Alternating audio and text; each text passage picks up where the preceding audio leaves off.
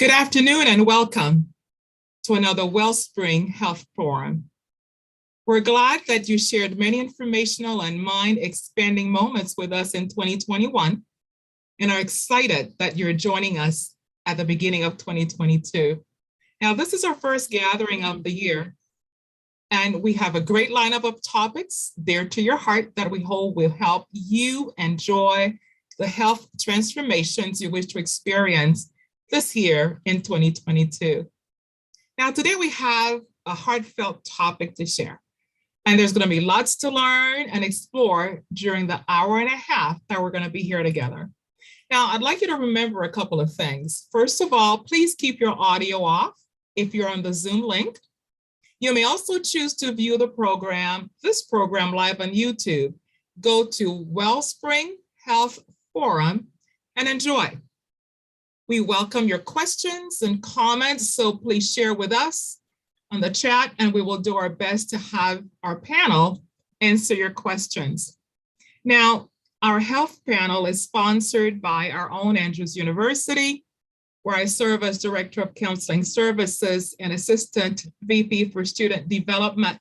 Now, other sponsoring organizations include the Berean Seventh-day Adventist Church in South Bend, the Niles Philadelphia Seventh-day Adventist Church in Niles, Michigan, and the All Nations Seventh-day Adventist Church in Berrien Springs, Michigan.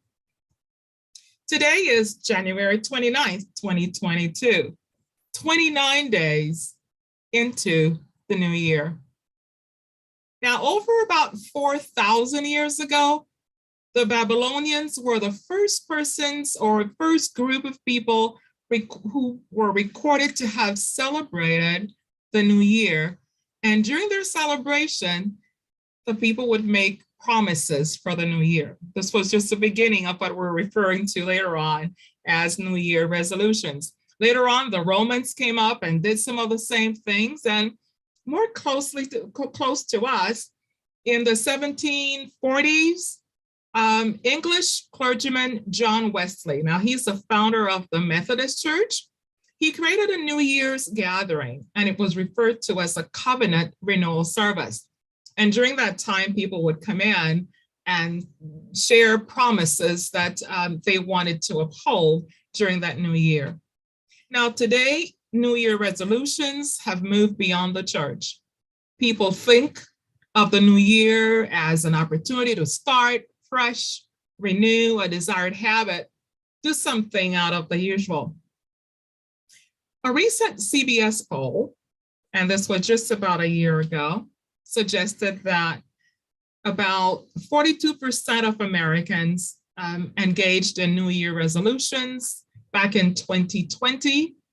And that number went just by about 1% to 43% in 2021, but it seemed to have plummeted this year to about 29% in 2022.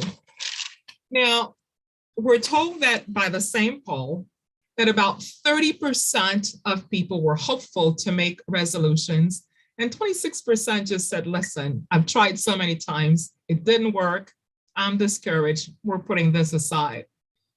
Now, what are the types of resolutions that people usually make? That same CBS poll suggested that about 26% of people want to lose weight, and so they'll make resolutions to lose weight. 20% of them want to improve their finances and increase their savings account. 10% are wanting to spend more time with loved ones, and 10% are wanting to enjoy life a little bit more. Now, a recent report suggests that of those people who made resolutions, 75% typically hang on to those resolutions or those new habits 1 week after the beginning of the year. 2 weeks later, 71%. 1 month later, 64%. And guess what? 6 months later, we're looking at about 46% who started back at the beginning of the year are still hanging on to those New Year resolutions.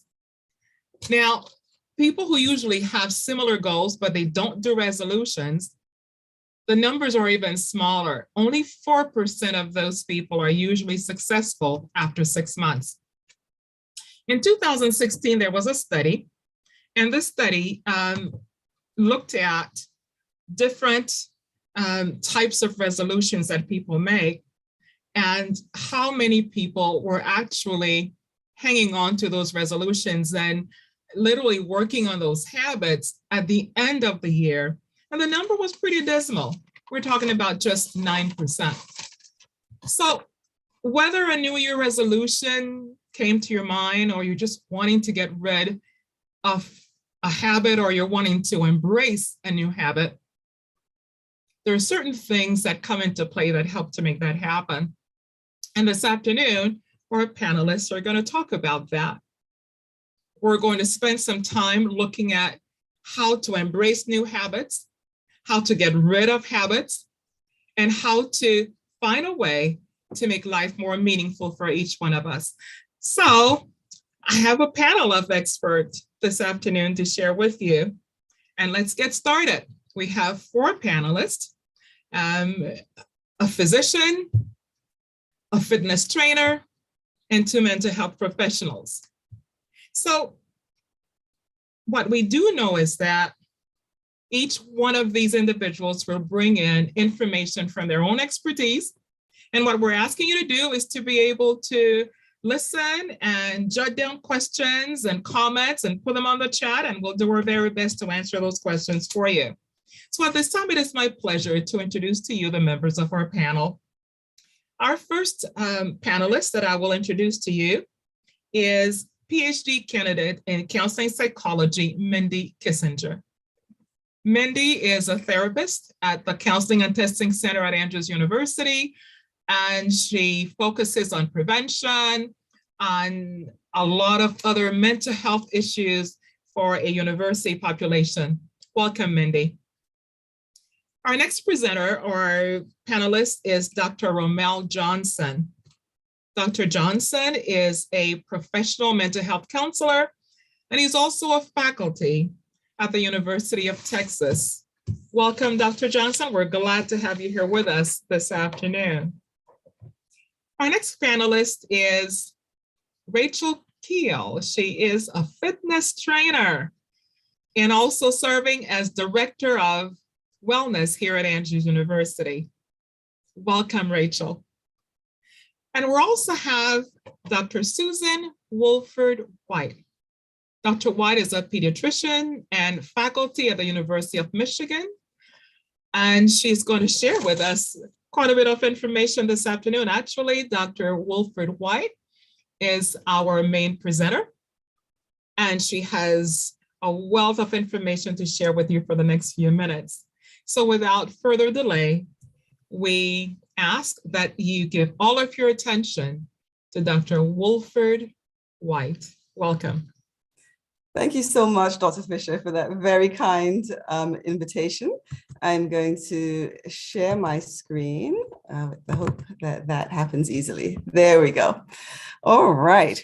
So hi, everyone. And I am pleased this afternoon to have the opportunity to speak a little bit about tips for planting seeds for change. We want to be able to have those seeds grow, and we want that change to last.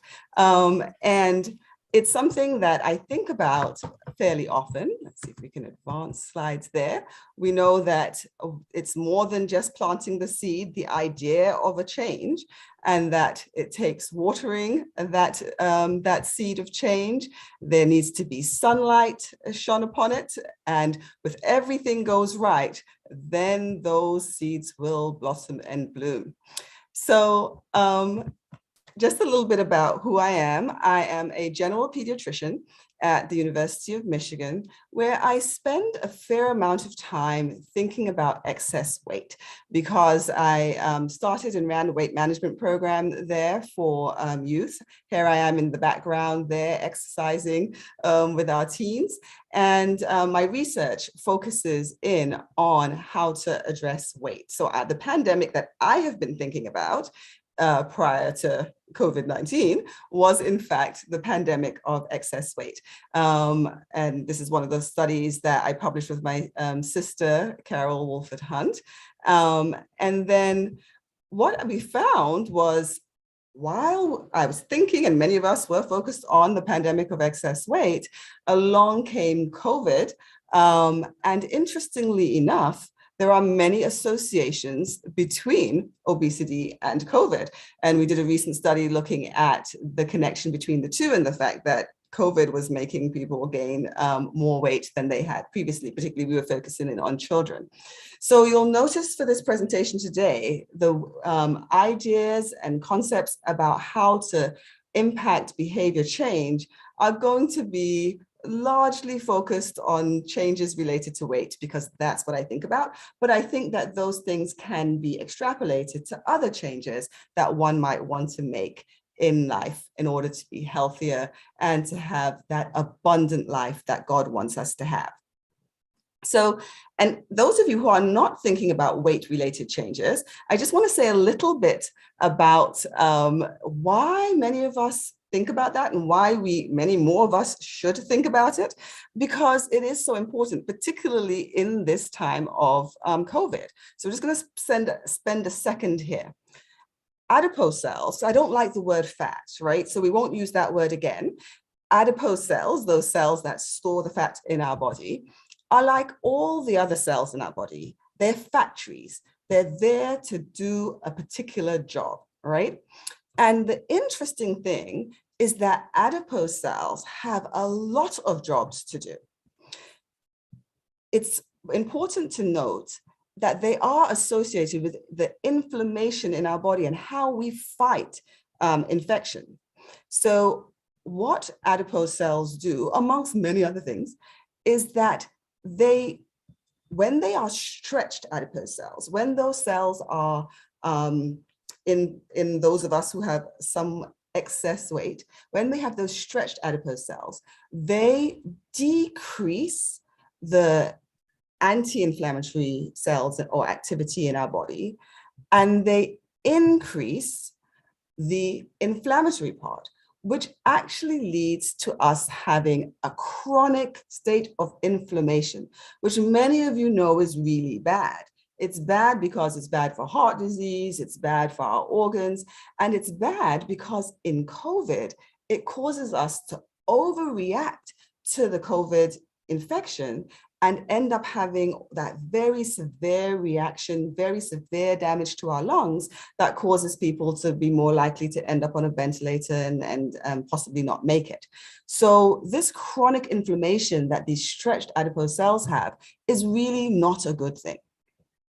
So another thing about the adipose cells I want to emphasize is that we know that it stores excess energy, and we know now that it impacts inflammation. And those things are actually linked. One way they're linked is through something called leptin. Leptin is a hormone produced by our adipose cells that speaks to our brain, speaks to the hypothalamus, and tells our brain whether we've had enough and it's time to stop eating. But if we have a lot of adipose cells and they're stretched, then we make a lot of leptin. And the brain is like, you're shouting at me, and it puts on earmuffs and stops, doesn't want to hear it. And so your body produces more leptin to get the brain to understand that, look, hear us. But all of that excess leptin causes part of that chronic inflammation in our bodies. So it is really behoves us to have healthier adipose cells so that we don't have that chronic inflammation and so that we don't have the problems related to COVID and the other chronic illnesses that come from this.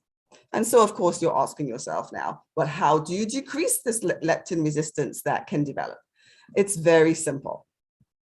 Increase the fiber in your day, increase fitness, and avoid fatigue. These are 3 easy ways to decrease the activity of that, or decrease the leptin resistance, make your brain more sensitive to it, so your body produces less of it, and we have a better, healthier immune system. One other thing I want to mention about these adipose cells is that ACE inhibitors, those receptors, ACE receptors, those receptors that we know are how COVID gets into our body, those receptors, our adipose cells have a lot of them. And so they can, COVID can get into our adipose cells, and it can replicate in there and seed out to other parts of our body, and it can serve as a reservoir for COVID. So we really do not want these stretched adipose cells that have more of these ACE2 receptors. And there's evidence to suggest that the more of these stretched adipose cells we have, the more ACE2 receptors we have in our airways. So therefore, the easier it is for COVID to get into us and do its thing. And just in case you think because you appear lean, this doesn't refer to you, I'm kind of going to burst our bubble a little bit, because many of us may, or not necessarily me, but because I don't know that I appear lean, but there are many people who might appear lean who could still have this problem because they're described as what we say as TOFI, which is thin on the outside, and there's that word fat, which I don't like, but they have fat on the inside, and it's around their organs. It's called that visceral fat. And so you can look like you don't have this issue when you actually really do. So, the way you can tell that is if we have some extra little weight around the middle, that will give us a sense that maybe we are somebody who has this particular concern. So with all that in mind, if you were not thinking of making changes that would affect your adiposity over this year, I'm hoping that this has encouraged you to think about that. And when we think about the things that will make those adipose cells healthy and have less of these negative effects that I've been talking about, those things, there's a very simple prescription for it. That prescription involves drinking water. I'm keeping my bottle here with me. It means getting enough sleep, getting out and getting sunshine. I know 19-degree weather today, but getting sunshine. That fiber again, having healthy nutrition, getting enough activity, and trying to keep stress down. I think many of us, when we think about the changes that we need to make in our year to have a better, as they say, a better you in 2022, it is about making some of these changes.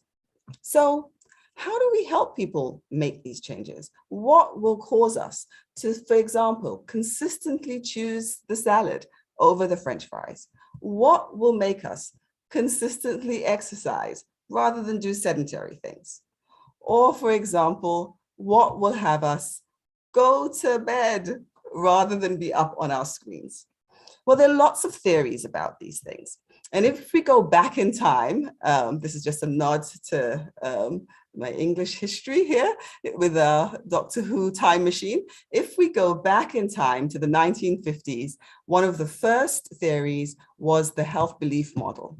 And this model suggests that the likelihood of us making a change in our behavior is impacted by how much of a threat we think this thing is to us, how susceptible we are to it, and how severe is that threat. And then we weigh the benefits and barriers to making a change. And if we have cues to action, something that will remind us to do it, that is also very helpful. So we can think about the things that we're trying to change. How much of a threat do we think it is if we don't? Like, how bad will it be if I don't drink this water? What are the benefits of me drinking it? What are the barriers to drinking it? And what could prompt me to drink it more often than I really do? Then in the 60s, another theory came along, the theory of reasoned action. And so that they say here that the intention to perform a behavior is in part due to our attitudes about that behavior and what the social norm is. So is it socially acceptable for me to drink this or not? Somebody very close to me used to say that water is for having baths, but for drinking, we would drink juice. So what is the social norm around us? We know we've seen a lot of that with some of the health practices that we know are important right now, that there's some social pressure to do in certain groups to behave in one way and social pressure in other groups to behave in another way. And that really impacts how likely we are to make a change. Moving to the 80s, along came the social cognitive theory. And this one says that if we're going to engage in a behavior, there are lots of things to think about, and we can categorize those in 3 domains: the personal domain, the environmental, and the behavioral. So on the personal side, it's that attitude, what you think about it, the expectations, what you think will happen if you do that behavior, the knowledge you have about it. Again, those social norms came up, and the environment that either is conducive to doing this or not, our skills, and how our self-efficacy. Do we think we can do this? And then in the 2000s came the self-determination theory. And this suggests that our motivation to perform a behavior is impacted by 3 things: how related and connected we are with other people around this behavior, our competence to perform that behavior, and our sense of autonomy in doing it. So that's a lot of science about how we think about making a change and whether we actually engage in a particular behavior. But still, we get to 2020, we want people to wear a mask, and many believe, as I do, that vaccines help people to stay healthy. And yet we still are facing challenges in helping people make healthy choices and sustain them. And the government is spending millions of dollars to try to understand how we can help people make healthy behaviors and sustain them, or make healthy choices and sustain them. So as we think about it today, I would like to think about it with a very familiar story. All of us are familiar, I believe, on this phone line with the parable of the sower. And so let's think about it in that context. And we think about the seed as the idea, the topic, the thing that we want to change. And so some of those seeds will fall on the wayside and the fowl will devour it. So these are situations where we are so hardened by life, maybe by the opinions of our associates, the things we listen to, the things we value, or even things, so that when we hear about something, so you might hear that, it's important to have healthy adipose cells, but you don't even accept it. Like, that doesn't even enter your mind that one should eat, drink, spend money differently. What the idea does, your pre-contemplation, you're not even thinking about that. So that's one stage. And hopefully, if we are there, if we cannot think of anything in 2022 that we should do for a better, healthier life, wonder whether you're in pre-contemplation and try to think about what things maybe you have heard would be good for your health and that hasn't really sunk in yet. And then some of the ideas for change fall on rocky places. They spring up quickly and then are killed quickly. So I think Dr. Fisher made reference to this. These are the kinds of New Year's resolutions, and we adopt it, and we are going to exercise every day, and we start on New Year's Day, and we've stopped by MLK. I mean, it's all gone. So how do we don't want to be this, right? Now it's good. We've taken the good step. Pat yourself on the back that you actually started.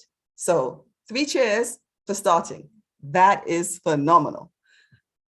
But we're hoping to get beyond just starting. So then there's some of these ideas that fall among the thorny bushes, and they grow up, but they are choked by the plants, and they are choked by life. Like, you really want to exercise, but there are kids to take here and there. There's too much to do at work. There are all the different burdens of life that get in the way. And when I think about this, I often think about someone who's like yo-yo dieting. They're able to do it for a while, and then things come up that get in the way. It stops them.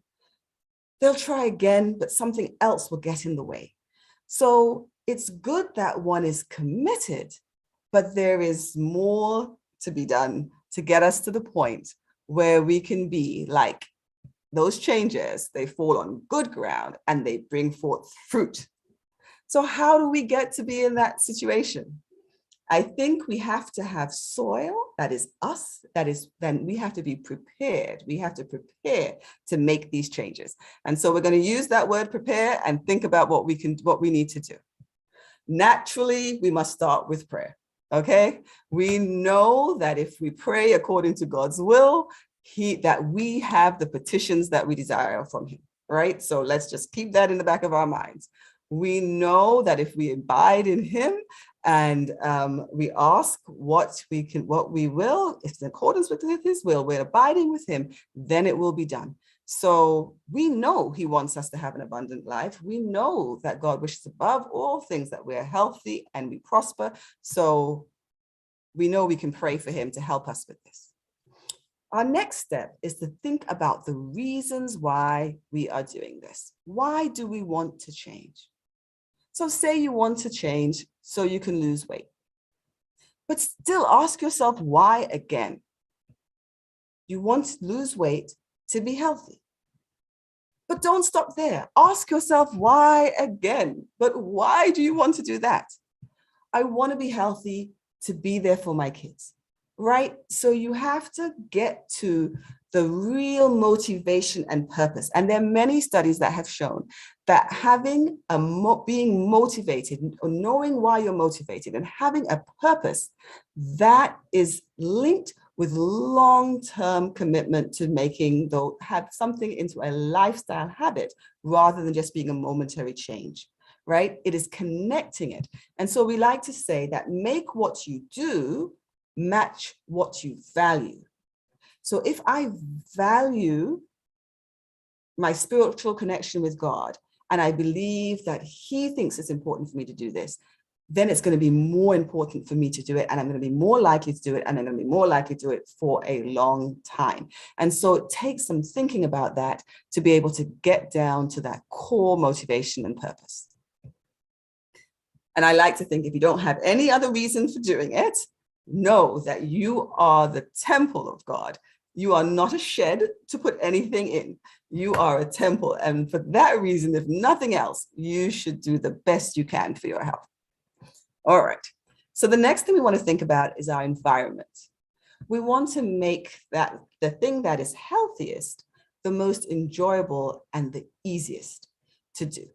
So that's something we want to be sure of, that we can enjoy it and that it is easy. So it is no point if you hate okra, do not make that your first thing that you want to change this year, right? Choose something that maybe you don't mind so much that you can somehow make into an enjoyable experience, then do that. Don't choose something that is going to be absolute drudgery, but set your environment up so that it becomes easy. Put the treadmill or the exercise equipment in front of your TV screen so that anytime you want to go and watch it, you're reminded that maybe you could do a little cycling while you do that. I got a little pedaling elliptical to put under my desk. So every time I sit at my desk, I can't help but kick it, fall over it, see it. And so it helps me to at least keep some movement going while I am doing while I'm doing whatever at a computer, as we're all doing a lot at computers for hours and hours every day. So make it easy, make it healthy, make it the healthy thing the easiest thing to do. You know you're blessed, so set yourself up for success. We want to set ourselves up for success. So thinking about like environmental changes, I have a pretty easy environmental change I want you to think about. Just think about if you're trying to eat maybe less than one typically eats. Some things are going to prompt you to eat more. If you have, for example, in your cupboard, plates like this, throw them away. So why do I say throw them away? Because they are likely to encourage you to eat more. The reason being, they have no edge, so you can pile them all the way to the end. They're plain, and in fact, patterned plates are much more likely to cause you to eat less.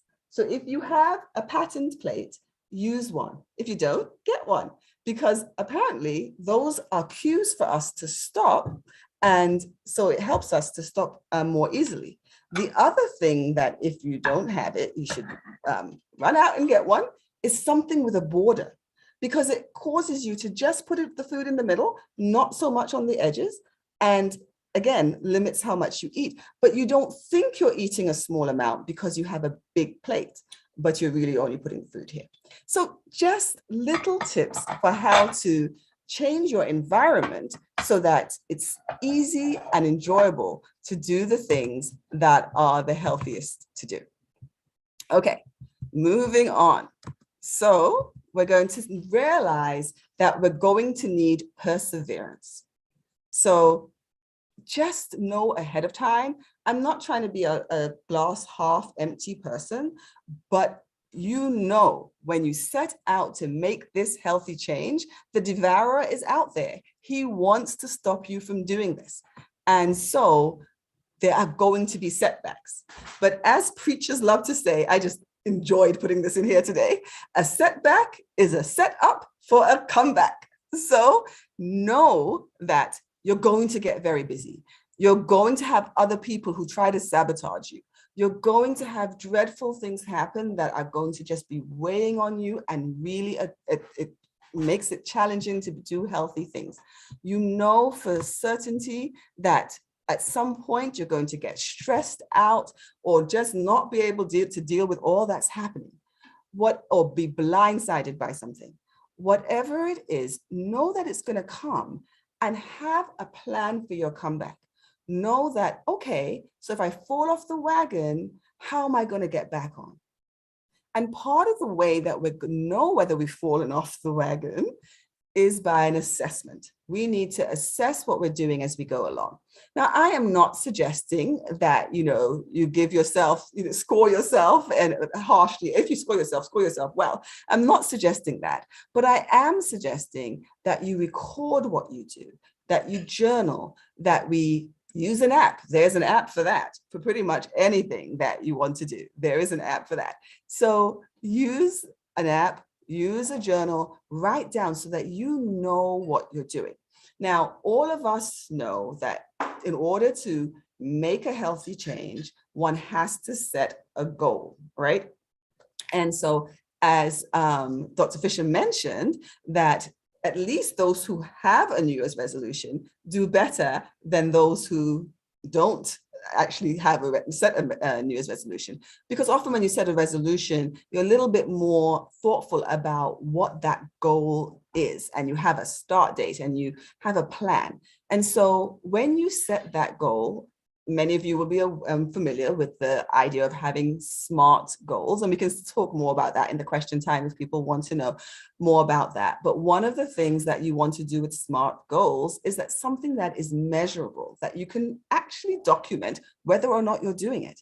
And that way you can assess this. So you can tell how many bottles, if I set a goal, don't just set a goal to drink water, set a goal to drink 2 bottles of water a day. I know that's very small for all of you, but it's like 2 bottles more than I typically drink.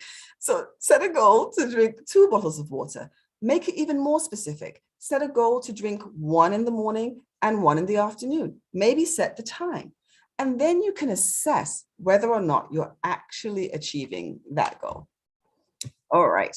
So moving on from assessment, relationships.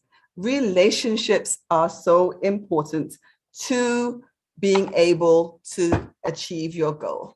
So I just wanted to put up my darling husband here when I talk about relationships. So I keep talking about water because that's my goal, to drink more water. He has partnered with me on this water idea. He knows that's important to me. He knows it's important for my health. And he drinks a ton of water. So every time he drinks water, I say to myself, oh, he's drinking water. I should drink some. And if I don't say that, he very kindly comes by and says, wouldn't you like some water? It's very loving. It's not like, what's wrong with you? How come you're not drinking water? It's just a kind offer. It's a cue to action. It is social. It becomes the social norm to drink that water. And I've had much more water as a result of being in a relationship with somebody who's helping me to reach my goals. And so I think that that's really important for all of us to do that, to find people who can help us with our goals. Get those connections, meet those friends. That is the best way that we can do that.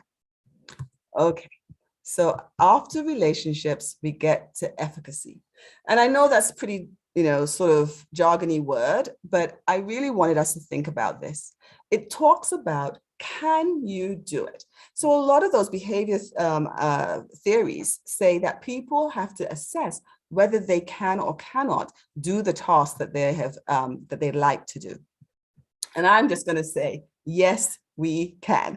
We can do it. Whatever we set our mind to, we actually can do it, because we know that we can do all things through Christ who strengthens us. And with that knowledge, the sky is absolutely the limit. As we think about what we want to do, part of how we build our efficacy is to learn more about the topic, the behavior, connect with people who have achieved that or who are good at it or who can help us, and then commit it in prayer. And don't give up. Don't give up. Life is about growing. And as we grow, sometimes it might take a step back, but don't give up. We can absolutely do it.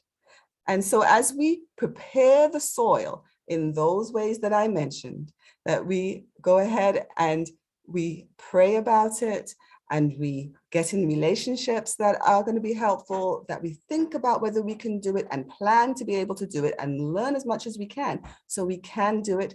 When we set our environment in such a way so that what we want to do is easy and enjoyable, we connect with others, all of these things will prepare the soil so that when we endeavor to make our change in our behaviors, it will in fact bear fruit, and we will be able to have those long-term habits that help us to live a healthy life.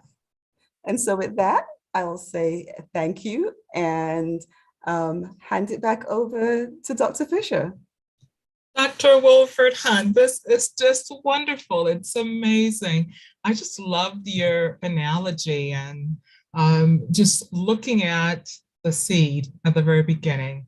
And then at the very end, seeing this beautiful plant with just fruits, and the fruits are just there for you to enjoy.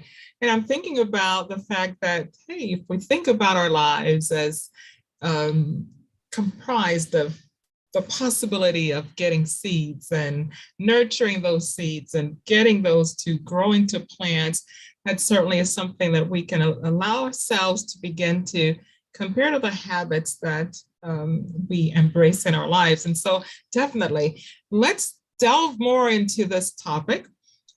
Let's take some time to just mull on it a little bit, digest the information that you shared with us, and let's see where we can go with that. So I'm going to invite our panelists to join us at this time, and thank you again for the pictures, the emotion, all of that is just so captivating. It really kept us just right there at the edge of our seat. And I like the idea about the plate, looking at the plate, making sure that you have the borders there, and it gives you a sense of something that may not necessarily be there. We're talking about tricking the mind a little bit when it comes to trying to not have all the food on the plate. So there are lots of strategies that we certainly can use to help us to achieve the goals that we want in this life. And at this time, we're going to bring in Dr. Johnson, our fitness trainer and AU director, wellness director, Rachel Keel, and our mental health professional counselor, PhD candidate, Mindy Kissinger. All right, so we've looked at seeds and plants and growth. And would each one of you tell us a little bit about where you've seen this concept in the setting where you've worked, the concept of change, and where change seemed to start off with a seed. And yes, there are times when these seeds fall off by the wayside and some things happen to it, but there are some that fall on good soil and eventually they grow to become life-changing habits and habits that people can embrace. So can you share a little bit with us, with the audience, as to how you've seen that happen in the settings where you work? I can go ahead and start. So I specialize in addictions counseling. So certainly I'm dealing with change and resistance to change a lot. And so when we look at going back to the concept that's mentioned, I think one of the challenges that people experience is that they expect to follow through with a new change, consistently. And so the moment there's what's perceived as a failure, so in addiction, someone in recovery we would call that a relapse. They give up. But as we're pursuing change, the understanding that I think that would be helpful is that even if you fail, or even if you stop, let's say you want to drink more water, you want to go to the gym more frequently. If you happen to not do that for a week, don't give up, assuming that, oh, I failed. Because what you're doing is you're creating kind of confusion in your brain. I don't want to go too deep into it, but when we look at changing behavior, we're really talking about the brain, neuroplasticity. And basically that's the concept that our brain is plastic, and by thought and behavior, we can change. And so change is completely possible. People do it all the time. Sustained change takes sustained effort. So if you happen to fail, right, that seed that falls by the wayside concept, and I've always interpreted that to be different phases for me as a Christian personally, that there were times when I first heard the message that it didn't really sink in. And I personally went through those phases, of receiving the message of Christ. And so if you happen to fail, don't give up. Sustained change takes sustained effort. Keep persisting, keep at it. Thank you, Dr. Johnson. Sustained effort. And that is something to think about. Continuing to push even when you don't feel like you want to go ahead, even when you don't feel like you can move beyond where you are. Just keep going. So the question might be, how do you make that happen? How do you keep going even when you don't feel like it? But let's go back to the question I asked earlier, and perhaps another of our panelists would share with us a little bit about what goes on in their field. Sure, yeah, I'm happy to share as well. I also really like the analogy that you use, Doctor, of the seeds. One thing that I certainly see are those seeds that spring up very quickly and then die off, right? And especially with New Year's resolutions, I think what I observe the most often is that people take on too much at one time to change. And they want to change their diet. They want to change or start a whole new exercise plan. They want to start drinking more water and getting better sleep. And they're trying to do it all at once because they want to instantly become a healthier person. And when we try to attack too many of those things at once, we aren't able to give our attention and our energies to making anyone in particular successful. So what I usually try to emphasize is you need to create small changes that will build on one another. Start with one small thing. It's not even necessarily, I'm going to start exercising every day. I'm focusing on exercise. It might be, I'm going to start trying different forms of exercise and at least try to do it once or twice a week if I'm starting at 0, okay? And then once you get better at that, you can add a little bit more. After a few weeks of incorporating exercise successfully, maybe now is a time to start making some small changes in your diet. Success breeds success, and you'll always have success, the most of it, with the low hanging fruit, those easiest things, which is another thing that you were talking about. So yeah, I think what I see most often is too many changes, too big of changes all happening at once, and then petering out of that quickly, instead of doing the smaller things, finding success there and building one on top of the other. Thanks, Rachel. That really is a very important point. Quite often, by the time we get to a place where we want to make changes, we often think that, oh my goodness, I am in this bad space and I want to try to do it all because I've got to become this healthy person. And so, yes, I'm going to do everything, and I get to be very optimistic, and I really I have the energy to get started, and thinking that this energy is going to allow me or anybody else to engage in multiple changes. And the brain doesn't work that way. We do a lot better when we do one thing at a time. It's true that we can multitask, but the brain does not do as well when we multitask as it would have if we were to focus on one task at a time. You may have heard the thought that the journey of 1,000 steps begins with just one. First one, yes, it's better for us to embrace or start off with one and eventually build up the resistance. And it will take longer, definitely so. And it may not allow you to reach your goals in 30 days or 21 days or whatever you want.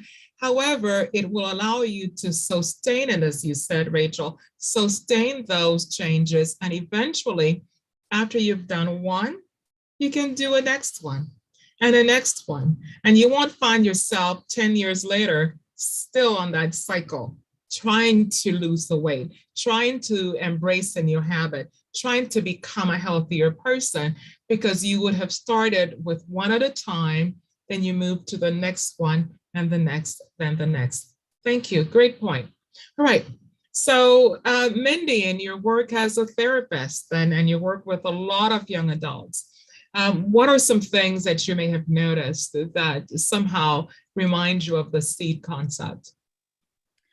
My first thought was thinking of a lot of students come in and sometimes they're in crisis, sometimes they are having symptoms of depression or anxiety, and a lot of times it is tied with not meeting certain levels of expectation. So whether that's academic expectation, if they don't feel well physically, if their relationships are maybe not going well, they'll often have a lot of negative self-talk.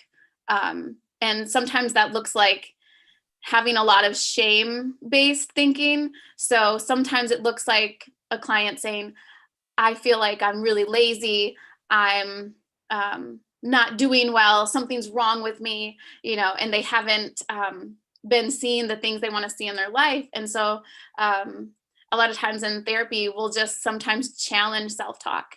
And that can look like me just asking the question, like, maybe you just haven't figured out what works for you yet, and it's surprising how you can almost physically see the client go like, whoa, like I have not been giving myself grace.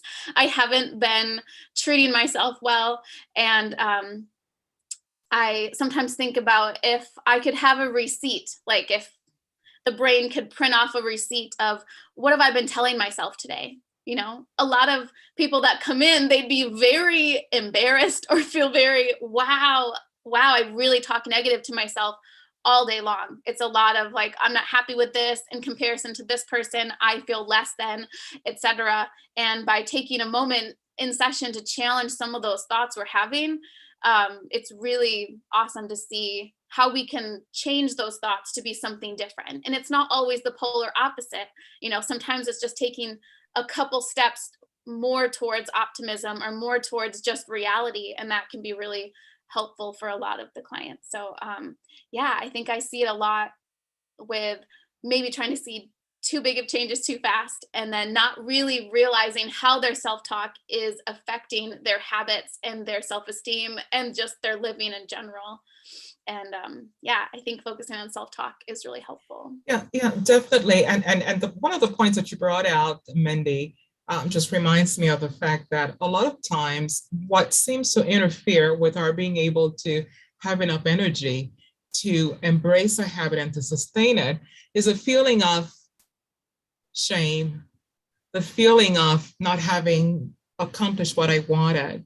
I tried and I feel bad. For example, you start going to the gym and the very first week you're really at it and you're moving at it. And the second week you start, not going there as often as you would have wanted to. And perhaps 4 weeks down the line, you somehow feel as if everybody knows that you haven't been there the rest of the week. And so you feel bad about it and you just start to pull back. When you're walking in, you feel, oh my goodness, somebody may have noticed that I wasn't there before, or maybe when I'm trying to do this, somebody. So the idea is the fact that we feel shame, we feel a lot of negative emotions. And that in itself can become very detrimental to us if we're trying to really build up a certain amount of efficacy when it comes to habits. And so using what you mentioned, Mindy, which is a self-talk, holding off those negative thoughts and being able to become more aware of them and being able to somehow change those thoughts. And it's really not that easy to do. But everything takes practice. And if you repeat it over and over and over again, it has the capacity to become your new normal. Just as Dr. Johnson mentioned a couple minutes ago about the neuroplasticity of the brain, we have different pathways that come up in our brain as we get into those habits. And we think sometimes that, well, this is it. There's nothing else I can do about it. But the reality is that we certainly can do quite a bit. We can change those. We can use self-talk. And we can redirect those efforts so that we can become just successful in whatever habit that we want to embrace. Now, we do know that in 2022, we live in an age of rapid technology. We are moving rapidly with everything, cars and tablets and laptops and everything else. We're just moving and moving and moving. And there's a sort of a sense of instant gratification that all of us embrace. We want to see the results now. I want to lose some weight. I want to see myself lose 10 pounds now. And if I'm not losing those 10 pounds now, maybe something is wrong with me or it's not working and I'm going to try something else. And if that doesn't give me the results right away, I'm going to try something else. What do you think? And either one or any of you can answer that.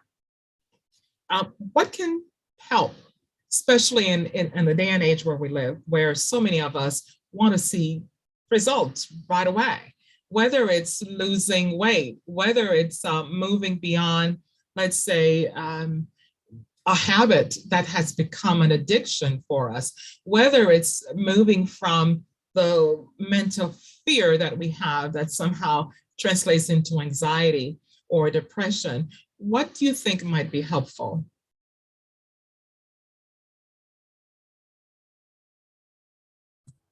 So I'll jump in. I think that in part, we have to redefine success and to do this in sort of a stepwise approach, right? So many of us would like to lose weight, but weight loss is it's sort of a downstream result, right? There are many things we have to do ahead of time for that.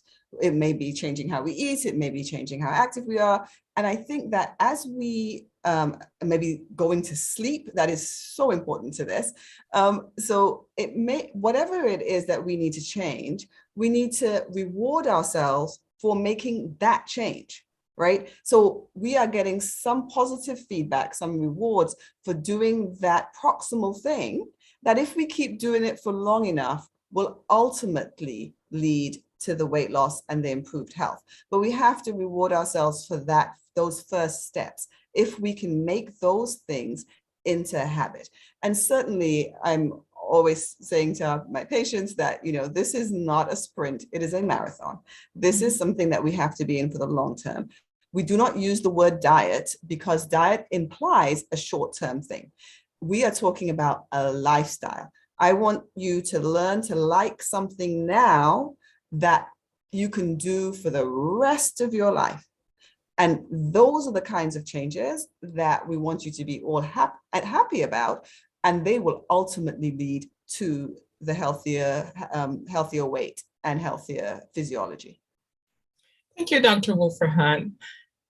Something that helped me quite a while ago in looking at my habits and helping me to change is the concept that most of the time we don't see the changes right away, but that does not mean that there aren't changes happening. I love to garden in the summer months, especially here in Southwest Michigan. We only have so many months to grow flowers and things like that in our gardens.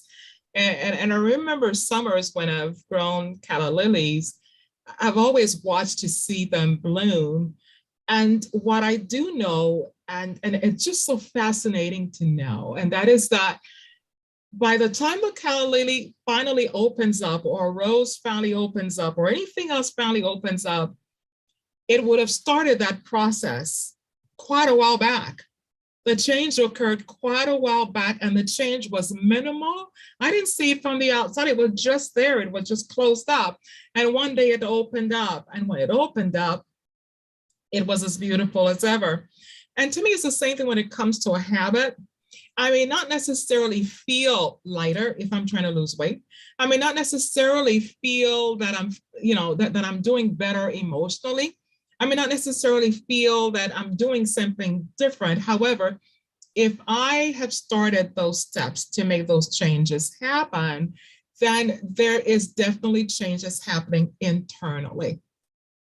And I think it helps us to know that when we understand that concept, so even if we look on the outside and we don't see anything happen, at least we do know that internally there are new neural pathways that are literally forming in our brain that may be different from what may have happened. For example, physically, I like to use the analogy. If you get a cut on your arm, for the first few days, the wound can be open. It can be a gaping wound. However, change has already begun. The cells in the inner parts of your body are already working amazingly to bring about the healing that you're looking for. And so it may take days or weeks for you to eventually see the final results of this arm where the wound is no longer a wound, but it has closed up and it's closing pretty well. But the change didn't happen overnight. So when we think about the fact that whatever habit you're wanting to embrace, it's going to be helpful for you to be patient. You didn't get there overnight, neither will you get to where you want to go overnight. Now, one of the things that you mentioned, Dr. Wilfred Hunt, is that, and you shared about your husband, who reminds you in a nice way, in a positive way to drink your water. It's always good to be part of a community where there is accountability and so on. Whether you're wanting to get into a walking exercise or eating or whatever it might be, a community helps you to make it happen a little bit because, birds of a feather flock together. So people are wanting to engage in those things. So the question is, if you don't have that community, how do you still make it happen? Not everybody has a spouse who's going to be helpful. Not everybody lives with anyone at home. No, not everybody has a community. So what do you think might be helpful? And perhaps not just Dr. Wilfred Hunt, but those of you in the fitness training or mental health facilities or mental health counseling, how do you help people who are alone to make those changes? I'll jump in for this one. One of the positive, if we could say there's anything positive about COVID, is that the whole world has gone virtual. And so oftentimes when I have clients in that situation, I do have some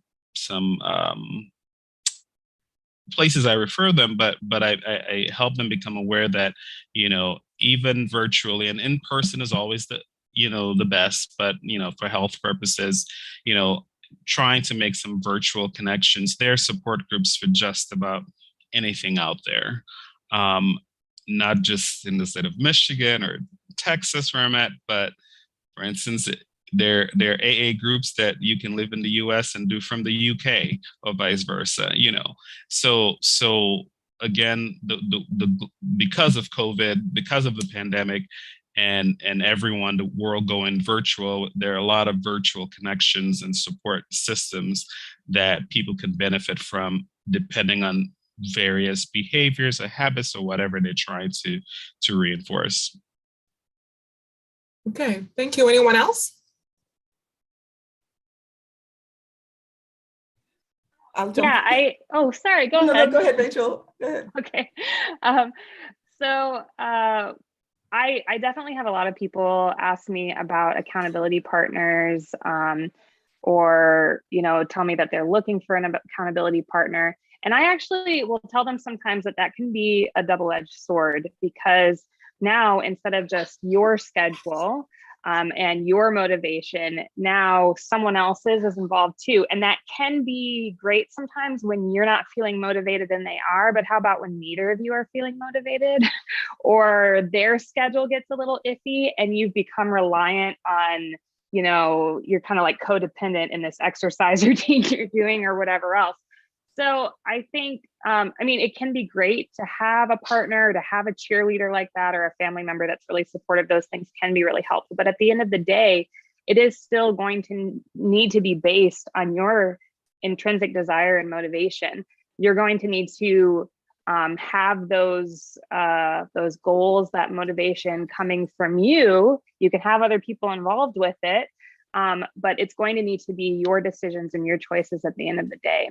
And also, sometimes people kind of have, the opposite thing, where they have people within their family or within their circles actively opposing them on some of these things. That can be a really difficult situation as well.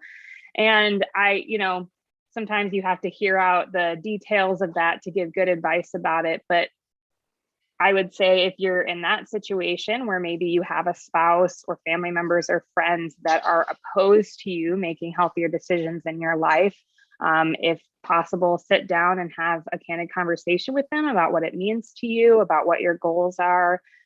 Don't feel like you need to drag them along in your changes, that to make changes, they have to make changes too, because again, it's going to be up to you.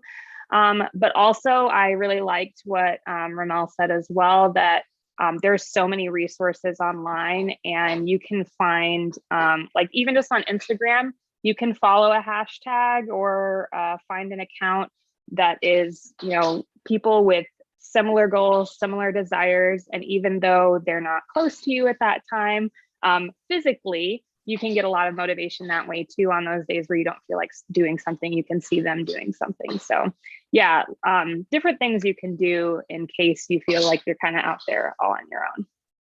Now, that is wonderful. So what I'm hearing you say here, Rachel, is that if, for example, you don't have somebody at home, or you're not close to someone in your vicinity to help you to become accountable, you can still make it happen by reaching out.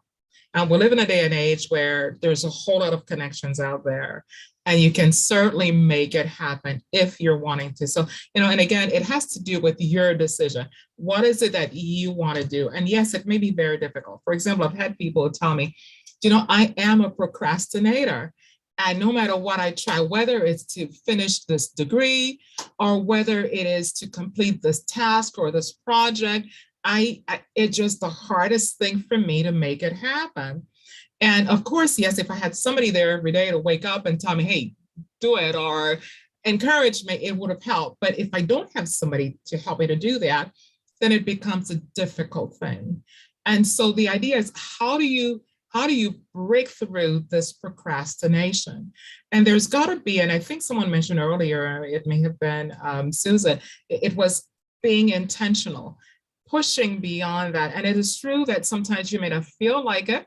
However, it's a matter of pushing even when you don't feel like it. Talking about accountability, I remember a few years ago, I wanted to get into a habit of walking every day, at least 5 times a week. And I knew that if I tried by myself, there's no way it's going to happen.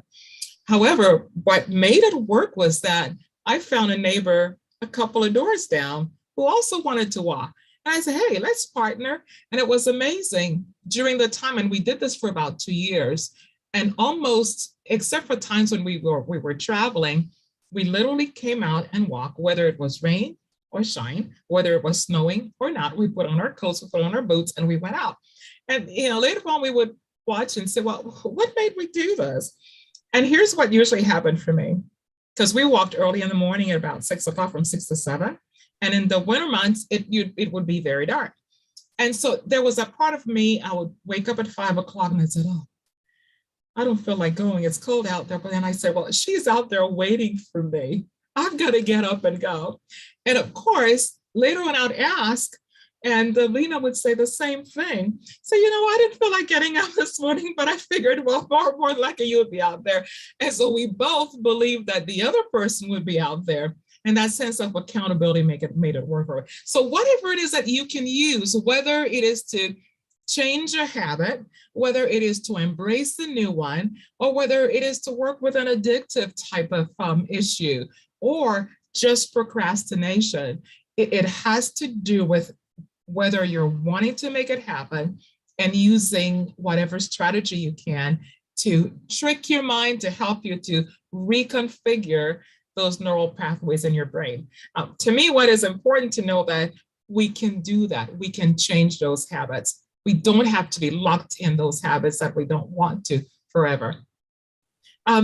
Is there anybody who would like to add to what we are talking about at this time? Yeah. If I could, added to that, the aspect of accountability. I think sometimes, and I think Mindy had mentioned about the shame-based thinking, Mhm. it's helpful to find someone that you could confide in and go in a little bit deeper in regards to this accountability. Maybe it's a habit or a pattern or addiction or whatever it is, perhaps sharing with someone, and we know sharing it with someone who you believe is going to keep confidence really helps as far as lessen that negative thinking and that motivation and so forth. So I just want to add that aspect of the accountability piece. And perhaps even there might be a need for maybe some professional support, if depending on what the issue is. Okay. Now, in this last acronym, Dr. Wilfred White, that you used, the one that talks about prepare, you mentioned, especially with the environment part, that you need to set up your environment to make you succeed. And that to me meant quite a bit. In other words, you have to be intentional in coming up. For example, if it is that you want to get into your walking, then of course you put a TV there to help you to do that. Whatever it is, set up your environment. I've known people who wanted to lose weight, and so they went to the store, they picked out the nicest outfit that they wanted to buy once they lost the weight, and they would hang it up in their room and at a place where they could see it. So whenever they walk by, they say, I'm going to get in those jeans one day, and I'm going to get in those jeans in a month or 2 or 3 or whatever it is. And periodically they would come and they would try it on. Okay, I'm getting there. So somehow they're doing whatever they can to literally set up the environment so that they can succeed, whether it's emotionally or whether it's a physical change that you're wanting to make. So these are some of the things for us to think about. Now, I think you've talked also about weighing the benefits and the costs of a behavior change. Sometimes the cost is pretty high, especially when we're thinking about getting rid of a quoted bad behavior. Let's imagine that what I'm realizing is that I'm eating the types of food that are not healthy for me. They're not healthy for me to keep, me at a healthy weight. They're not healthy for me when it comes to, my medical state and so on. But it tastes good. The food tastes good. And so, for example, if we are at a dinner, or if I'm used to doing something, so I'm literally weighing the cost benefit of losing this habit or getting rid of it. And it's hard to come up with anything but just benefits that are out there in the future. So what could help somebody like me if I'm wanting to change that habit and the benefits way outweigh, They are literally much better than the cost. So what are some things that might be helpful? Whether it's losing weight, whether it's any other type of habit change. So I think that that's it's such an interesting question, right? Because when we think about, like, as you know, my thing is water, right? So one of the things, I may not drink water any other time of the day, but at night, I'll drink water. Why do I drink water at night? One, because I know that heart attacks and strokes are more likely to happen in the morning. And I know that if you drink water before you go to bed, you are less likely to have that heart attack or that stroke in the morning. So I change my environment. I put a bottle of water by my bed. And even though I don't like it too much, that risk benefit is like, it's not so bad to drink this water if I can avoid a heart attack or a stroke in the morning. So it is coming up for yourself why it is important to do this. That's why it was so important to ask those questions. Why? Why do I really want to do this? What is the motivation? What is the real benefit? And the real benefit of me not having a stroke is that I don't want to be dependent on anyone looking after me because I can't, look after myself. So as you think through those things, it makes that risk benefit ratio better. But there needs to be more. There needs to be something that makes it easy enough to do it, right? And sometimes that doesn't seem very easy, but it's no point making that decision as to whether this is easy or not to eat this chocolate when I have it in my hand right now, when I'm stressed and I'm thinking I need some comfort food. This is not the right time to make the decision about this. The right time to make the decision about this is when I went shopping. And to be sure that I wasn't hungry when I went shopping, right? Then I'm more able to buy the water, the apples, the whatever else, not this. It's not in the house. So even when I'm stressed, I have to get this. I have to get dressed, go out, run over to Walgreens, buy it, come back. I'm not going to do that. So I think it's planning ahead, thinking about these things, shaping our environment so that it is that benefit and how easy it is to do the thing that's good. It's much, much easier. And finally, I think it's important to know that our tastes can change. If we, just like our brain chemistry can change, our taste can change. And so I used to hate broccoli, absolutely hated broccoli. My roommate in college, would always cook with broccoli. In everything that she cooked, she put broccoli. I would pick it out at first, and then I would realize that's a bit silly. So then I just started eating it, because if somebody's cooking for you, why would you not eat it? I ate the broccoli. Now I love broccoli. Nobody has to force me to do that. I just want to eat it. And we can change our taste. Just expose ourselves to something that is healthy with something else that we like. Do it 20 times over. We will learn to like it. 22, 24, something in that range. There's no definitive, but about that many times. And we will learn to like it. So we can change our taste. And if it's important enough for us to do it, then over time, it won't be such a struggle not to eat those things when we go out. We won't even like it as much. The sweet things ultimately will become too sweet because we have worked at changing our taste over time. Thank you. And it's important to remember that about the fact that there is a progression.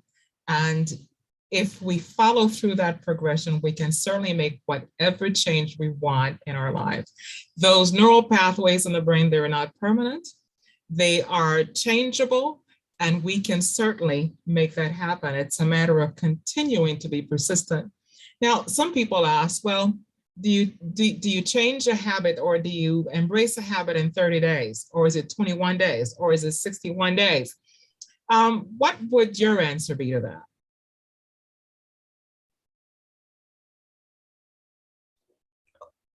Is my answer or is anybody's answer? Oh, anybody's answer. I think Rachel is going to answer that one. Well, I'm happy to hop in. Yeah, no, I think that it definitely just depends on what you're trying to do, how deeply entrenched you are in your current behaviors, and how much you are to enjoy your new behaviors. Dr. Wilfred White mentioned how, you were talking about enjoyment and how like, if you hate the okra, like don't make your goal to eat okra all the time immediately. Like, sure, you can change your taste, but as far as fitness goes, I usually recommend to people that they find something that they really enjoy.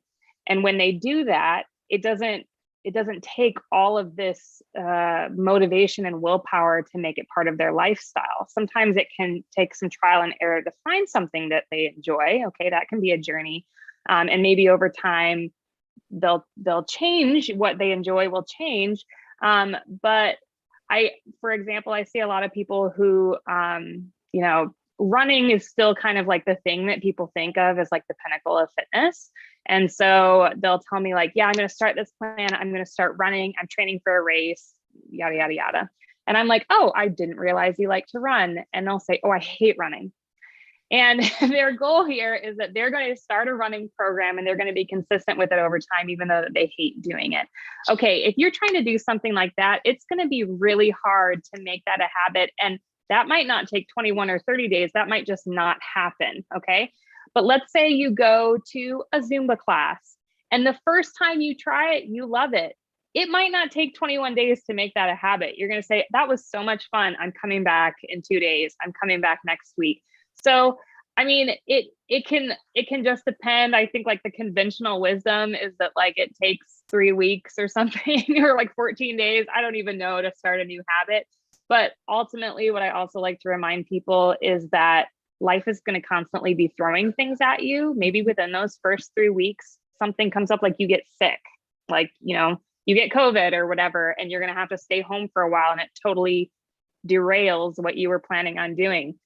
Stuff like that is going to happen through the whole course of your life. Okay. So just because something came up when you were first trying to create a new habit doesn't mean that habit's not for you or that you're a failure or anything like that. It's really important to have self-compassion about those things. And in fact, self-compassion is one of the biggest indicators of whether we're able to maintain healthy habits over the long term. So anyway, yeah, I think it just depends on what you're trying to do ultimately. Oh, thank you so much. I think it's wonderful for us to think about the word self-compassion. Quite often, we are just very hard on ourselves. And if we realize that, okay, we tried and it didn't work the first time, then we just give up and say, well, I can't do it and it's not for me. Something else that you mentioned, Rachel, is that we try to find ways to make it meaningful, to make it pleasurable for us. And that's why it's good to not try 2 or 3 or 4 different habits at a time. Start with one. And trust me, if you are able to just master that one eventually, there's gonna be a domino effect. You'll be able to more easily try another one and then another one and then another one until you're able to come to a place where you will have a lot more resilience and determination. The brain is a wonderful and an amazing operating system, and it certainly can be utilized in a way that will help us to become the healthiest people that we want to be. We certainly can make that happen. Now, before we come to the end of our talk, there is the very first part of your acronym, Dr. Wolford White, that you mentioned, and this is the pray part. Now, I want us to at least talk a little bit about that, because whether it is in mental health or whether it is in trying to become fit or whether it is trying to become a healthy person medically, whether it's losing weight or something else, there is a connection between being able to accomplish the physical and also connecting this with the spiritual, realizing that we are created by an amazing supernatural God, and we're created in his image, and we have the capacity to accomplish anything that he puts within our reach. So what would you say, or how would you incorporate the spiritual in the work that you do with clients, whether it is in the gym or in your counseling sessions or at the addictions place, or maybe in a weight class, or working with children for that matter? Who would like to go first? I would love to talk about this a little bit. One of my favorite analogies about prayer involves my mom. So basically, when I was younger, Like, say if my sister and I got into an argument, or I was in a really bad mood, or something really awful happened, and I could tell I was in this place of, I guess now we could call it like flooded, where I'm like really mad, I'm really sad, I'm emotional. And I remember my mom, sometimes she would say, let's pray about it. And I remember I would feel so like, I don't want to pray. That's the last thing I want to do. I want to stay in this place. I want to stay angry. I want to stay upset.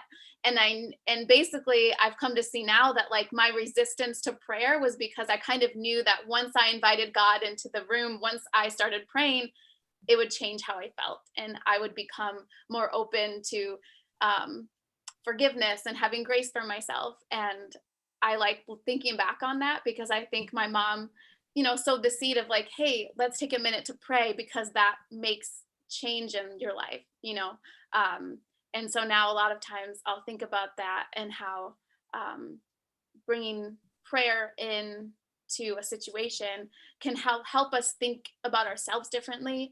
I also sometimes say, if we're talking about a religious based concept in therapy with someone, and I'll ask them, say if they're very frustrated or upset, and I'll say, what do you think God would tell you? Or what do you hear in prayer?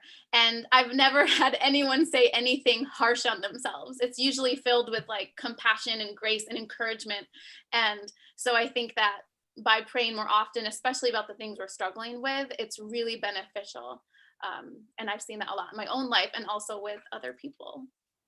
Thank you, Mindy. Thank you. You're good. And Anyone else? To add to that, I think if we look at prayer, and especially how Jesus talked about prayer, what I like about it is that it shows the personal nature of God, that he's accessible to us.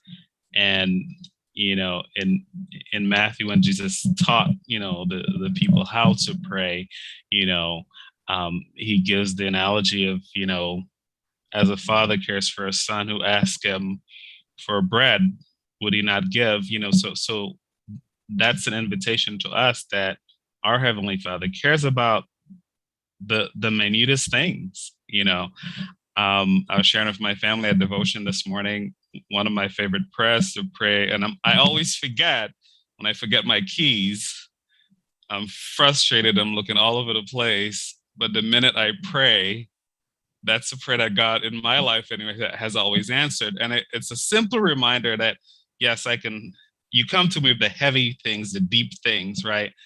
But I care about the small things too. And so that's what I love about prayer, that whether it is to drink more water, eat more okra. Okra is awesome, by the way. I can give you some recipes. I love okra. Just had to put that plug. But whatever it is, that we serve a God who is deeply invested in us personally with all the simplest things. And so prayer is our access to that, and bringing him in, asking him.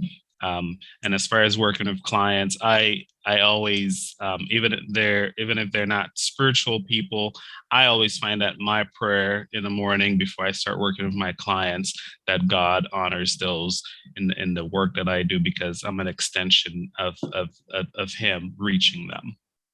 Beautifully said. Thank you. Anyone else? Well, we're really getting close. Yeah, go ahead. Yeah. I think that like health and wellness, spirituality is an aspect of wellness, of course, and health and fitness are just like, there's so many like shared analogies or truths or principles between our spirituality and our physical wellness. But one thing that I've been thinking and talking about just this week actually is just the fact that as long as we believe that we are unhealthy people, then we will be drawn to live in that way. So to accept God into your life, to accept Christ into your life, we know all you have to do is make that choice. You accept him, you ask him in, and he's given you everything that you need, every spiritual gift and the powers of the hosts of heaven to be successful, to do what you need to do, and to live for him. And the same, I honestly believe, is true for our health, that for a lot of people, the only decision that needs to be made is to want to be healthy. When you've made that decision, you are now a healthy person. if you continue to identify yourself as a failure in health and someone who just is always going to screw it up and always make the wrong choice for their health, you'll continue to live that way. But the desire to want to be better is the starting point for being healthy. And God has given us everything that we need to do it. You may not know exactly how to go about it, but you can certainly make those connections and learn more. And you can continue your journey, and making that first step now identifies you as a healthy person. Oh, this is so powerful, Rachel.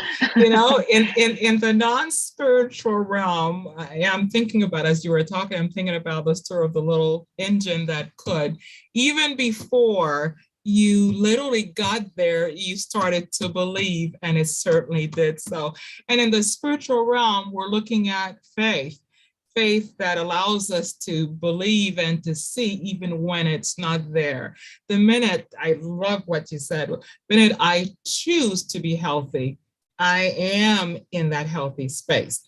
And it's a matter of walking daily and minute by minute until I'm able to achieve all the things that God wants me to achieve as a healthy person.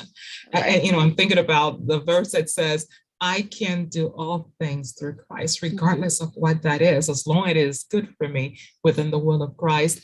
We're coming to the end, and I'd like to give each one of you just a minute or so to share with our viewers and with us just your parting thought or final thought.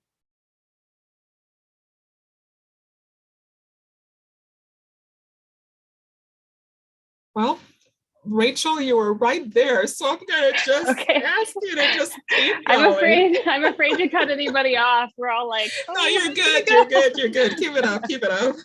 I would say as a parting thought, again, I mean, I said it before, but I would want to highlight it, and I talk with my clients about it all the time, that again, self-compassion is the biggest indicator for success in changing your behavior with health and fitness. And that involves a lot of different things. It involves obviously like loving yourself. I always remind people, like, we're never going to take good care of something or someone that we hate. And so it certainly involves like starting or going down that path of loving our bodies, loving ourselves better. But it also means that, I mean, if we're talking again about spirituality, we don't have, as Christians, most of us don't have this expectation that we're going to be perfect all the time. We know that we're going to make mistakes and trip up sometimes. And the same is true on your health and fitness journey. You need to acknowledge the fact that life is going to throw things at you, that you're going to make mistakes, or that you're going to have setbacks. And that's okay. That doesn't make you a failure. It doesn't make you an inherently unhealthy person. It's just part of life. It's part of all of our experiences, myself included, as a fitness professional. And so, yeah, be kind to yourself in those moments. Be ready to pivot and make changes when something doesn't serve you anymore.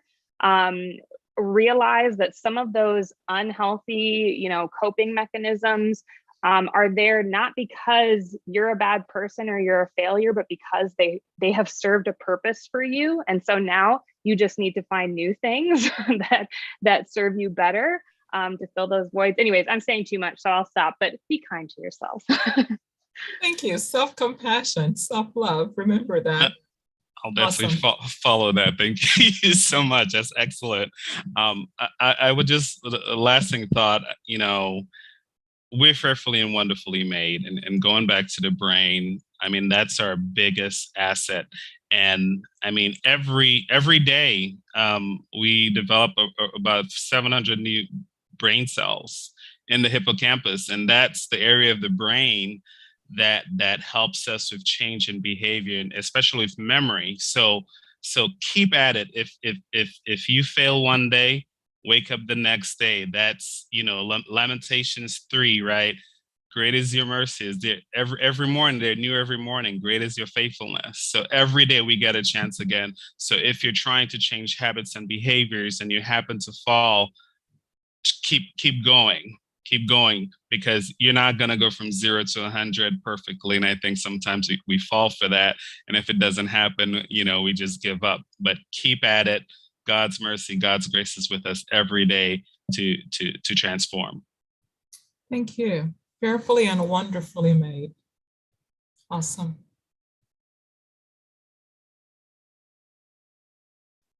Mindy, do you have a parting thought? And then Susan?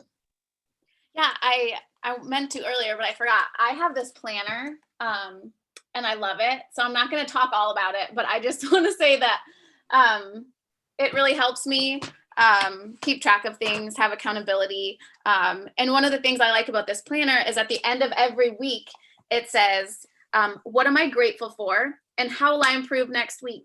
And so every week, I usually do this on like Sundays. I'll sit down and I'll just ask myself, like, what am I grateful for? And also, how do I want to improve next week? And then I can look at things that I want to change. Like, oh, I got up at this time and I was late to drop off my girls 2 times. How can I change that? And it makes me feel empowered. And also recognizing what I'm grateful for. So that's just one small thing that I've been doing recently that I've found really beneficial. And I think that recognizing what you can control and what you're grateful for is really great. Thank you. Wow. Dr. I Walker.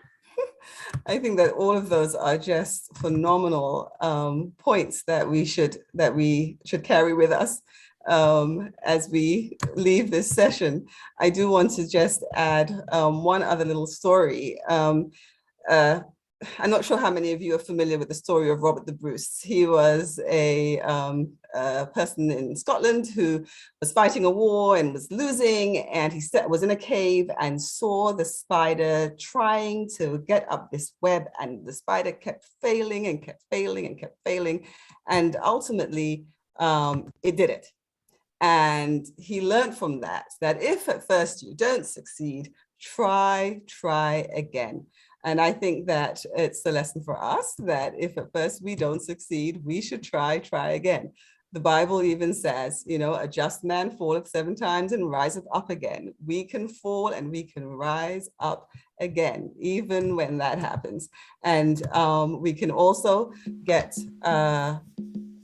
encouragement from another text here. I really like this text because it was one that my sister made me learn when we were younger. I was about 9 or 10 years of age. We decided that our whole family were going to go walking every morning on a track and we were going to memorize scripture. And she made me learn this. But we know that we can be like a tree planted by the rivers of water, that bringeth forth our fruit in its season. Our leaf will not wither, and whatsoever we will prosper. We can, whatever we put our mind to. And in the background, I'm playing, if you can hear it, What a Friend We Have in Jesus. Being played by my nephew, the loves of my life. He is saying, what a friend we have in Jesus. And I'm playing that to remind us that we're not in it alone. We're not in it alone. Jesus is in us. We are his temple, which means that we have that power within us. And so with that friend, we have all we need to be successful ultimately. Oh, beautiful, beautiful. What a way to end this conversation, to remember that we owe ourselves some compassion and some self-love, remembering that we are fearfully and wonderfully made, and that we can be grateful for this connection with the God of the universe. He is our friend. He is our Heavenly Father, our Savior, our Redeemer, and he tells us that we can do all things through him. I also remind you that God has placed individuals on this earth on our journey to also help us. Just as you can find somebody who can be an accountability partner, you can also find a professional, a physician, a counselor, a therapist, a fitness professional, someone who can help you to literally sustain the changes that you want to accomplish. Don't let anybody let you believe that you can't do what in your heart you feel a desire to do. God has already given you that victory. It's a matter of walking by faith and taking that faith factor and adding it to your own action, your persistence, your determination, and your desire to be a healthier person. As somebody said earlier, our bodies are the temple of the God of the universe, and we are called to live the best life there is while we're here on this earth. And we challenge you to be able to do so during this year, 2022. We thank you for being here with us this afternoon. We are grateful for our panelists, Minda Kissinger and Rachel Keel and Romel Johnson and Dr. Susan Wolford White. Thank you so much for sharing this moment with us. And remember to let your friends and other people or friends and family know about this program. We're going to come on again and we'll let you know when the next time we'll be there. But the idea is to remember that you have a desire and you have a calling to be the healthiest that you can be. And God has already answered that prayer, and you can do it through Christ who sustains you. So again, thank you for coming. Be well, have an enjoyable afternoon, and we'll see you next time. Goodbye.